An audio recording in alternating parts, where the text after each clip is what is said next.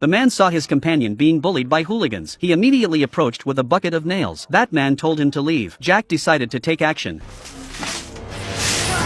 More thugs pounced on him. Jack grabbed a bag of lime powder and threw it at them. Then he turned around and took out a shotgun from the toolbox. He grabbed one of the thugs. He pointed the gun at the thug's back. The gang leader saw this person was not easy to bully, so he led his men to withdraw. Not long after, the boss's daughter Anna came over. She came to ask Jack for self-defense techniques and brought him a lunchbox. One day, something terrible happened when Anna and her friends went to the restaurant. A waiter kept staring at her. When he saw Anna go to the restroom, he immediately sent a message to the gang members. When Anna came out of the restroom, someone covered her mouth and nose with a cloth and dragged her away. The next day, Jack came to the construction site as usual. He saw two police officers coming out of the office. He opened the door and saw the boss and his wife in deep sorrow. The boss told him Anna had been missing for 2 days. He knew Jack used to be a special forces soldier, so the boss took out a large sum of money and asked him to help find Anna. Jack, remembering the family's past help, agreed to help the boss find his daughter. Jack found out Anna had disappeared from a restaurant and had contact with a waiter before disappearing, so he came directly here to look for clues. Sure enough, he found a bead in the corridor. Then he installed a tracker on the man's car, following him all the way to his home. To find out Anna's whereabouts, Jack directly tied her up and put her in the bathtub. Then he continuously stimulated her with water. At this moment, two brothers happened to come to find him. Jack quickly pulled him up and used him as a shield in front. The two didn't know what happened inside, so they immediately drew their guns and shot. Unexpectedly, they ended up killing their brother. After Jack dealt with the two, he also took their money. Then he hid in a car outside and waited, wanting to see who would come to clean up the mess. Soon a sedan stopped at the door. Two men in strange clothes got out of the car. Their elder brother was none other than John,